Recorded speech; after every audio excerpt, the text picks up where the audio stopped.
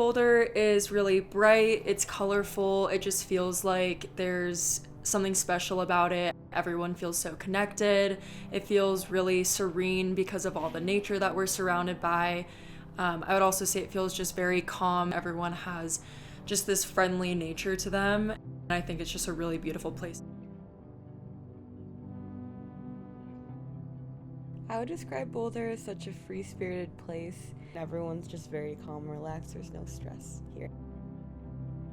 Even though there does seem to be like a really happy vibe here with everyone, I do feel like you don't always get to see the other side of things.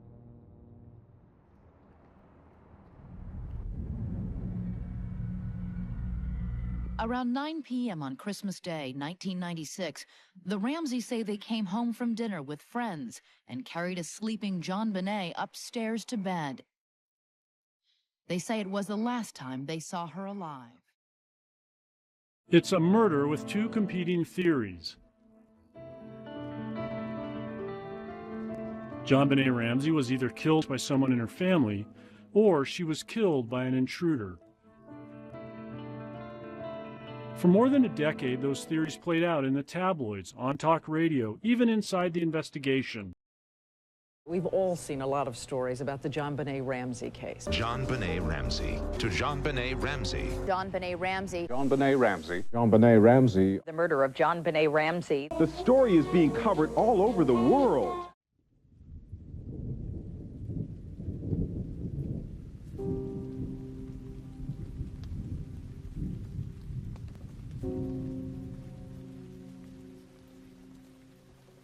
There's 1,000 more similar cases that never get addressed, never get redressed, and that end in terrible injustice. And it makes people sick. You know, it doesn't just hurt their feelings, it actually can hurt physically when you're mistreated in the name of justice. I hope they pick up the story more often, you know, just to keep it in people's minds.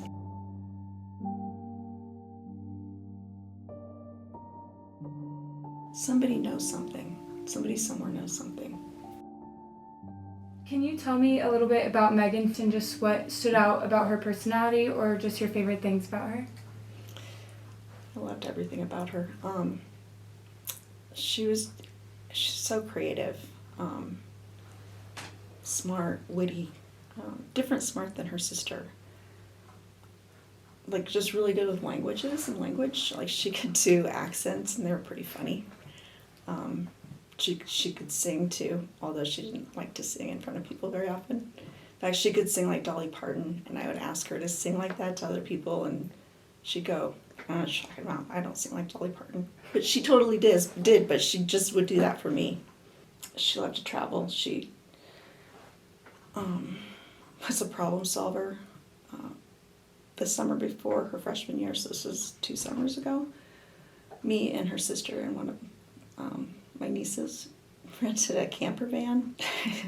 When we were in Paris returning the camper, I got a flat tire, and it was a German camper. It was a Volkswagen, and we couldn't read the directions, so Megan got out her phone and did the Google Translate from German to English and figured out how to. It was a hydraulic jack, which I've never used, but she got the jack out, figured that out. She crawled underneath the van and got the spare out. Did all the things to change the tire, but then the lug nuts were too tight, so thankfully a good Samaritan stopped and helped us change the tire, but Megan did all the work. She was just that kind of kid, which is why, you know, saying that she climbed up that canyon to end her life is absolutely absurd to me, because she solved problems. She didn't give up on things, and that's just not something she would do. On the night of February 9th, 2025, 18-year-old Megan Trussell was last seen leaving her dorm at the University of Colorado Boulder. 6 days later, her body was found miles away down a steep embankment in Boulder Canyon. She had scrapes, bruises, and contusions across her body and head. Her teeth were broken, and her phone, purse, and one of her shoes were missing. Despite all of this, authorities ruled that no foul play was involved and that she had killed herself. Megan's family doesn't agree. They believe a thorough investigation was never conducted and that there was still too many unanswered questions. To say that she made this decision to do in such a strange and complicated way is it defies logic on how that even happened and how you take a bunch of Adderall and then go and die from hypothermia. Like, that's not how people commit suicide.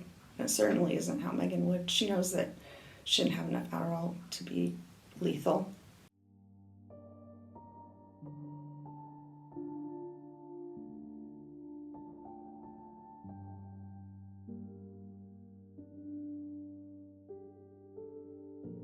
So they said toxic effects from Adderall.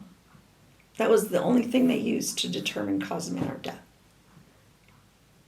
They got those results on March 8th. And we didn't get the cause and manner of death until May 27th, I think it was, May 29th. Why? That seems pretty obvious to me. When students weren't there anymore, when everybody already picked their school. We had a meeting with the forensic pathologist, and they were talking about what was in her stomach and esophagus, and I was like, she doesn't have that. Nobody has that much Adderall. Do you know how much Adderall that is? That's like, it's like a V8 can full of like little beads, not even the gel casings, right? And I asked them if they tested it, and they were like, huh? They looking at each other. No, they didn't test it. You know, every day I would find something out, right? Like, we went to the spot where her body was found, and the rangers let it out that she only had one shoe. Well, where's the other shoe? And why isn't that important? Like, how did she walk up here with no shoe? So then I called the coroner's office, and I asked our detective about her sock, and they're like, nope, it looks the same as the other one. Well, how the hell did she walk up there and that sock doesn't have a bunch of dirt and debris embedded in it? Or it's ridiculous, right? She also has bruising on the other foot that actually had the shoe on it. There's bruising on the bottom of her foot. How did that happen? Somebody has to know something. Somebody had to have seen something. Her phone and her purse were with strangers, miles away from her body. Shoe's never been found. I have no idea what happened to her, but I know she didn't do it to herself, and I know she didn't get there on her own.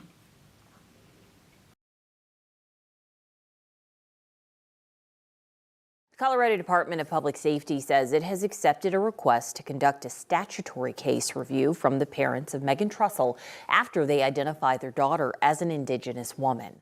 When I made the request for them to do the missing Indigenous person alert, they didn't do it. First of all, they were supposed to do it within 8 hours. They didn't do it for 48 hours. And this is CU, by the way.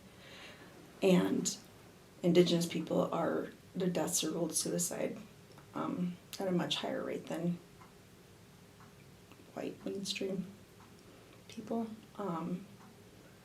So I think that actually might have planted a seed in their heads as well, When you have a sheriff who said, I welcome this review, but we stand behind the thoroughness of our investigation. That sounds like a man who's not going to do anything. Like he's already like, I stand behind it. You can review it all you want, but I stand behind what we did, or what little we did. He's not going to change anything. He's not going to do anything unless there's extreme public pressure, I think. So that's what still makes it all hard, right? Is that I still don't have answers. I'm still in limbo. And now this is just another circumstance where I'm waiting for somebody to give me some answers. And so this is a system that's already failed. And this is involving other parts of the system. And I'm worried about being disappointed again.